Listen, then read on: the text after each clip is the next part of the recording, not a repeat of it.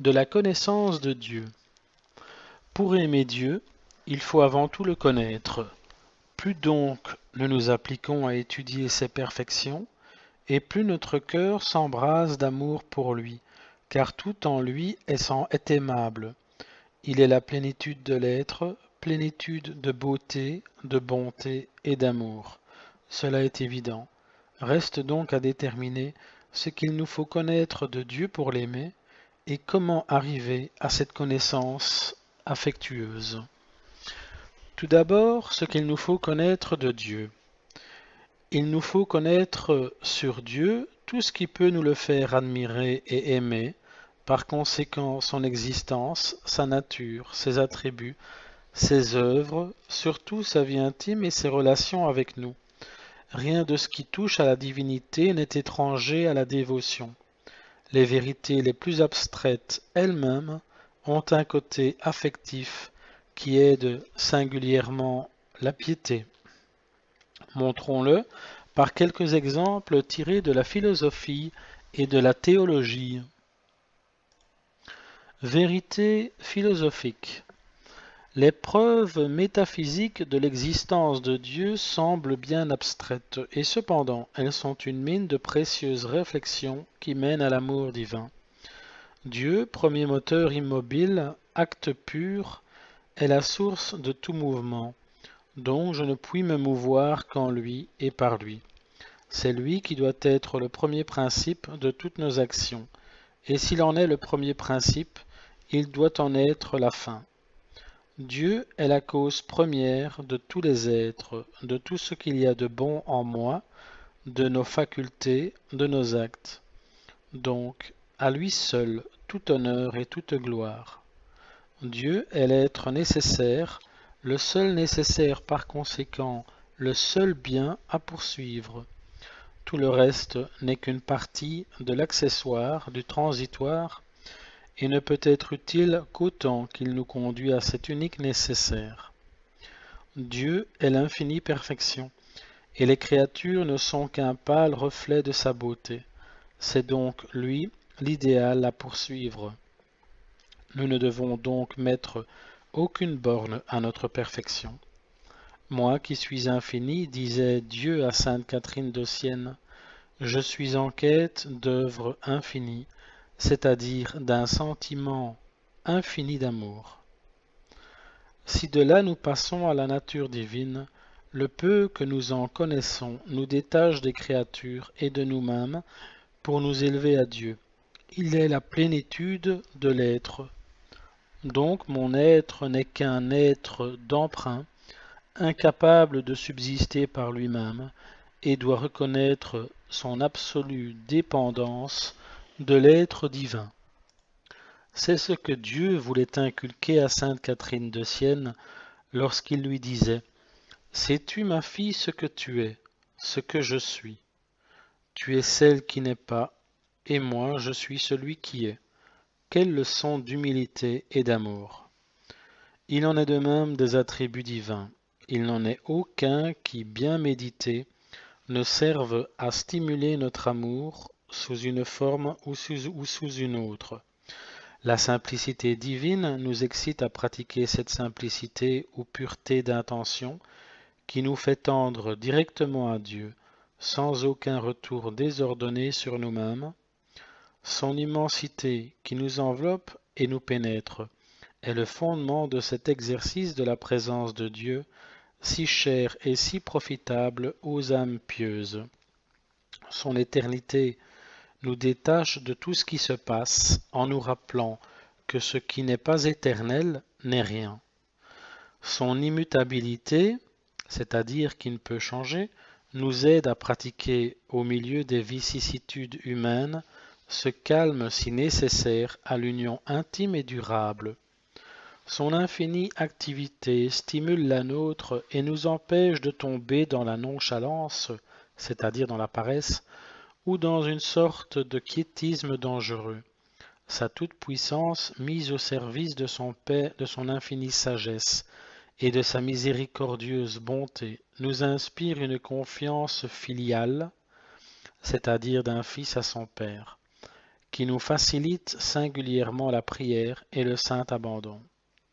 Sa sainteté nous fait haïr le péché et aimer cette pureté de cœur qui mène à l'union intime avec Dieu. Son infaillible vérité est le fondement le plus solide de notre foi. Sa beauté, sa bonté, son amour ravissent notre cœur et y suscitent des élans d'amour et de reconnaissance. Ainsi les âmes saintes aiment à se perdre dans la contemplation des divins attributs. En admirant et en adorant les perfections de Dieu, elles en attirent quelque chose dans leur âme. Elles se plaisent surtout à contempler les vérités révélées, qui toutes se ramènent à l'histoire de la vie divine, sa source dans la Sainte Trinité, ses premières communications par la création et la sanctification de l'homme, sa restauration par l'incarnation, sa diffusion actuelle par l'Église et les sacrements, sa consommation finale dans la gloire. Chacun de ces mystères les ravit et les enflamme d'amour pour Dieu, pour Jésus, pour les âmes, pour toutes les choses divines. La vie divine dans sa source, c'est la Sainte Trinité. Dieu, qui est la plénitude de l'être et de la charité, se contemple de toute éternité. En se contemplant, il produit son Verbe, et ce Verbe est son Fils, distinct de lui et cependant parfaitement égal à lui, sa vivante et substantielle image. Il aime ce Fils et en est aimé. De cet amour mutuel jaillit le Saint-Esprit, distinct du Père et du Fils dont il procède, et parfaitement égal à l'un et à l'autre.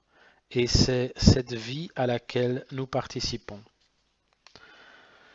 Parce qu'il est infiniment bon, Dieu veut se communiquer à d'autres êtres. Il le fait par la création et surtout par la sanctification. Par la création, nous sommes les serviteurs de Dieu, et c'est déjà pour nous un grand honneur, car que Dieu ait pensé à moi de toute éternité, qu'il m'ait choisi entre des milliards de possibles pour me donner l'existence, la vie, l'intelligence, quel sujet d'admiration, de reconnaissance et d'amour. Mais qu'il m'ait appelé à participer à sa vie divine, qu'il m'ait adopté pour enfant, qu'il me destine à la claire vision de son essence et à un amour sans partage, n'est-ce pas là le comble de la charité? Et n'est-ce pas un puissant motif de l'aimer sans réserve?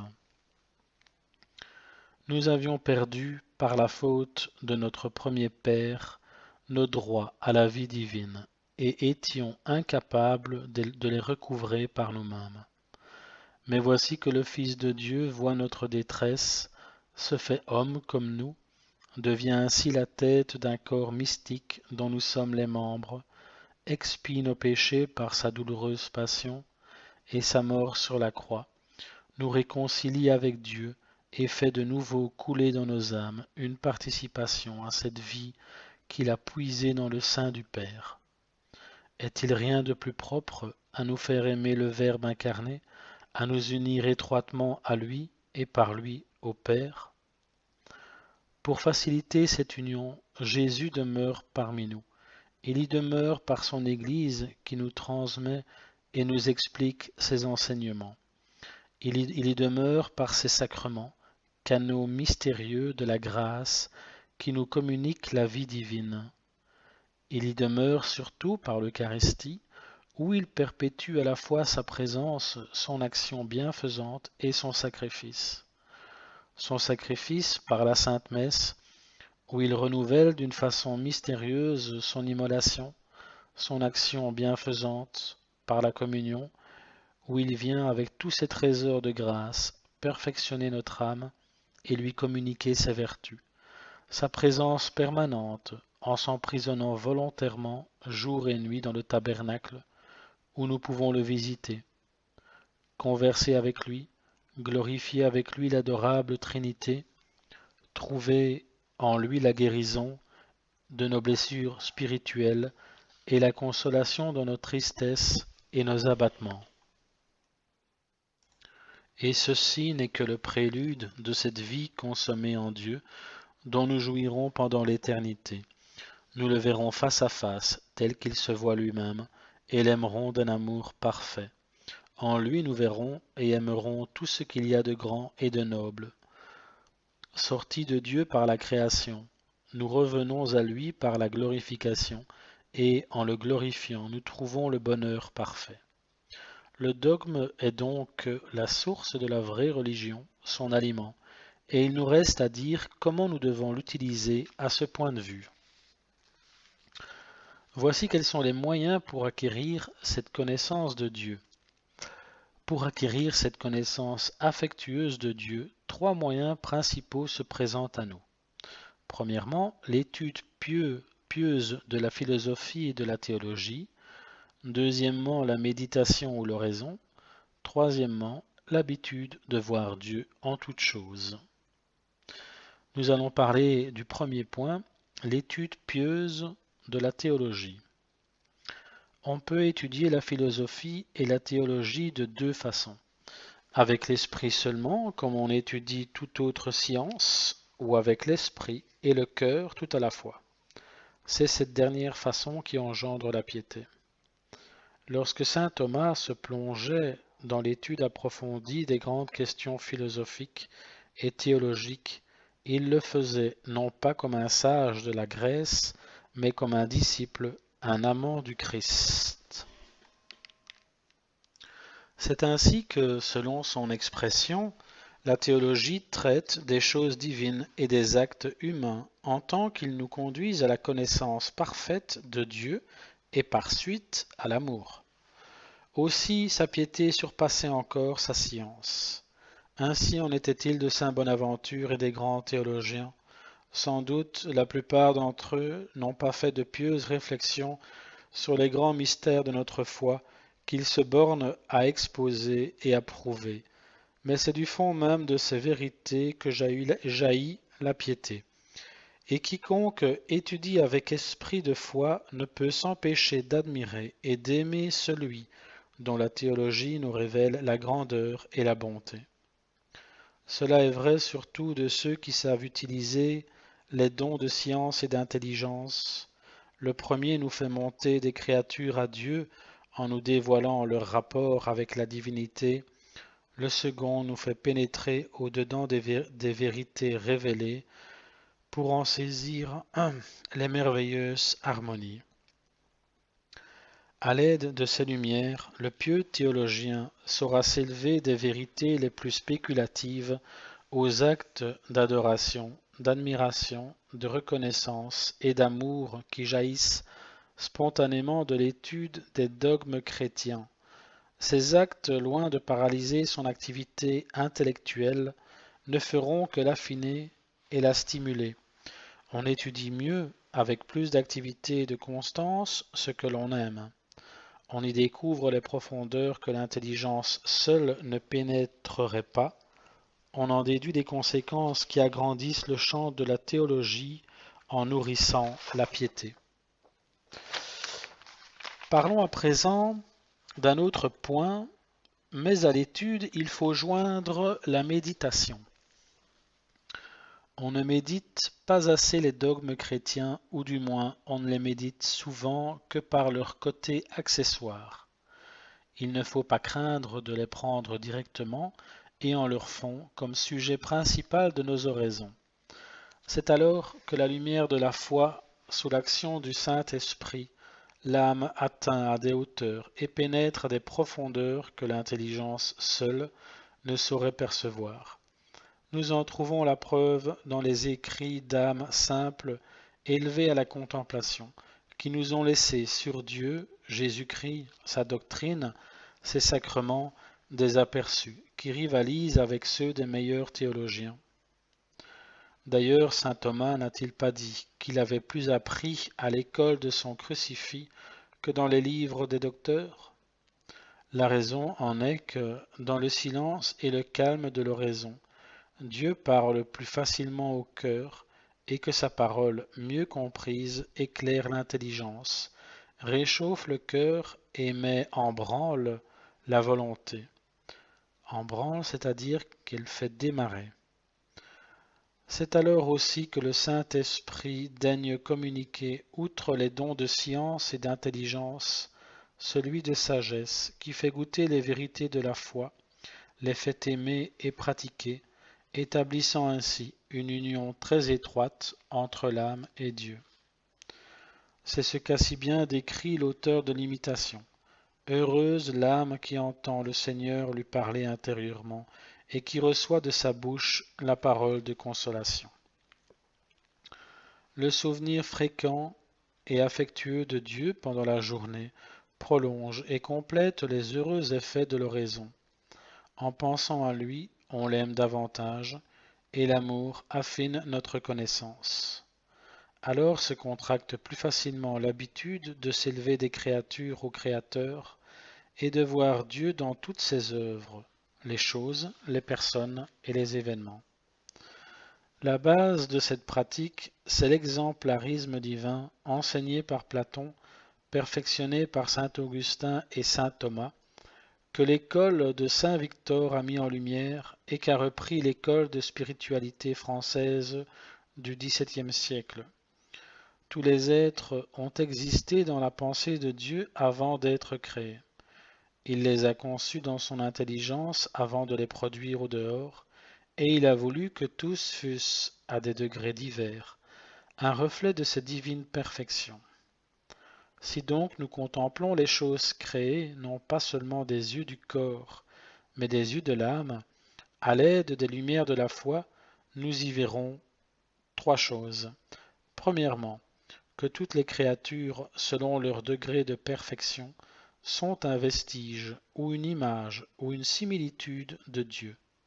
Que toutes nous disent qu'elles ont Dieu pour auteur, et nous invitent à le louer, tout l'être qui est en elles, toute la beauté de leur bonté, n'étant qu'une participation créée et finie de l'être divin. Deuxièmement, que les créatures intellectuelles en particulier, élevées à l'ordre surnaturel, sont des images, des similitudes vivantes de Dieu, participant, quoique d'une façon finie, à sa vie intellectuelle. Que tous les baptisés étant membres du Christ, c'est lui que nous devons voir en eux. Et enfin, troisièmement, que tous les événements, heureux ou malheureux, sont destinés, dans la pensée divine, à perfectionner la vie surnaturelle qu'il leur a donnée et à faciliter le recrutement des élus, si bien que nous pouvons profiter de tout pour sanctifier notre âme. Ajoutons toutefois que dans l'ordre chronologique, les âmes vont d'abord à Jésus et que c'est par lui qu'elles vont au Père, et que, arrivées à Dieu, elles ne cessent pas de se tenir étroitement unies à Jésus. Point suivant, comment arriver à cette connaissance affectueuse? La connaissance affectueuse de Dieu nous conduit au saint exercice de la présence de Dieu, dont nous allons brièvement indiquer la base, la pratique et les avantages. La base, c'est la doctrine de l'omniprésence de Dieu. Il est partout, non seulement par son regard et son opération, mais aussi par sa substance. Comme le disait saint Paul aux Athéniens, c'est en lui que nous avons la vie, le mouvement et l'être. C'est ce qui est vrai au point de vue naturel comme au point de vue surnaturel. Comme créateur, c'est lui qui, après nous avoir donné l'être et la vie, nous les conserve et met en branle nos facultés par son concours. Comme Père, il nous engendre à la vie surnaturelle, qui est une participation à sa propre vie, collabore avec nous, comme cause principale, à sa conservation et à sa croissance, et se trouve ainsi intimement présent en nous, jusqu'au centre de notre âme, sans cesser cependant d'être distinct de nous. Enfin, c'est le Dieu de la Trinité qui vit en nous, le Père qui nous aime comme ses enfants, le Fils qui nous traite comme ses frères, et le Saint-Esprit qui nous donne et ses dons et sa personne. Point suivant, pour trouver Dieu, nous n'avons donc pas à le chercher jusque dans son ciel. Nous le trouvons, premièrement, tout près de nous dans les créatures qui nous entourent.